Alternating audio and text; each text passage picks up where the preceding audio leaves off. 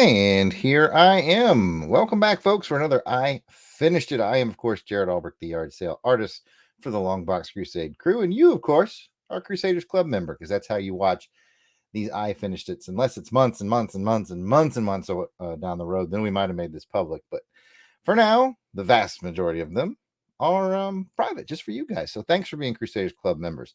This time around, I am reviewing a novel. I know, a book with like words, no pictures. How the heck did that happen? Well, I'll tell you how that happened. Before I review the novel, let me tell you how I came to the novel, because it's kind of a weird story. I was out doing my bargain runs, and I was at the Goodwill, and the Goodwill does a special where I live. You fill up a whole basket of books, and they charge you like $4 or $5 for all the books in the basket. It's a good deal. And so I had put some books in there that I thought, I could make some coin on selling in the secondary market. And then, but the basket wasn't full. So I was like, what books are kind of interesting? And I picked up this CSI book, Binding Ties by Max Allan Collins. And that's what drew me to it, was the Max Allan Collins, because he used to write Batman comics. I recognize that name as a Batman writer.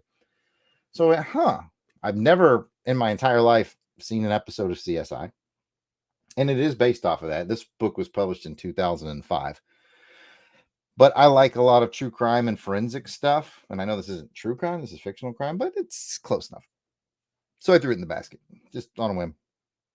And then later that day, I ended up having some car trouble. I had to take my car to the shop, where it looked like I might have to sit in the lobby for a couple of hours. So before they took my car back to the bay, I said, hey, let me get in my car and pull out one of those books that I bought today, so I have something to read out in the lobby. And this was on top, so I picked it up and I started reading out in the lobby. And they actually were much faster on my car than I thought they'd be. I only got to like chapter 1. But chapter 1 was, like a good writer, enough to hook me. So I said, let's go ahead. Let's finish this book up.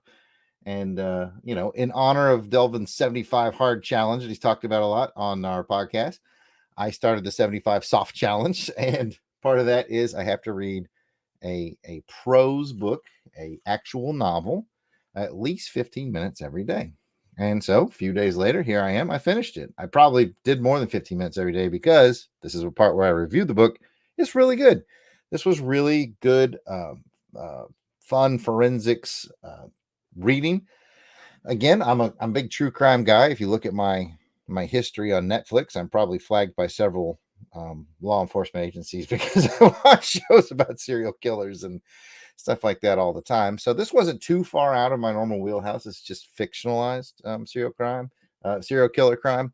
And so it had a good twist to it, in that I don't mean like plot twist, but just like a new flavor, in that there had been a set of serial killings that had happened 10 years ago.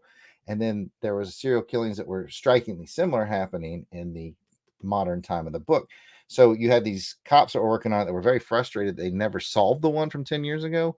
And it's now like they get a second crack at it. But there's some, I don't want to give away too much involved. But that was kind of a neat angle that they brought to the book, that Max brought to the book. So yeah, Max Allan Collins, Batman writer. Apparently he's done, according to what I saw in here, I think at least 5 CSI novels. So again, I have no familiarity with the show whatsoever. So I can't speak to any of you who might be CSI TV show fans.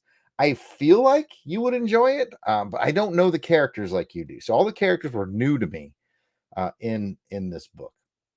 So did I like the book? Yes, I did, very much. I ended up reading it much faster than intended. That's just the sign of a good book. It just kept me going. I wanted to know more. The writing was brisk. The story was compelling. So in the end, can I recommend the CSI series of novels for those of you who love the TV show? I think so. I think you TV show folks are going to enjoy them. If you just enjoy good crime fiction and you just kind of want a quick one that's fun and kind of easy to get through, yeah, check out the CSI novels by Max Allan Collins. Certainly can recommend them. So that's what I have on that. Thank you again for being Crusaders Club members. It means the world to us. We appreciate the heck out of you. If you decide to give CSI book a try, let me know. If you're a CSI fan, let me know. You can write comments right here on the Patreon page.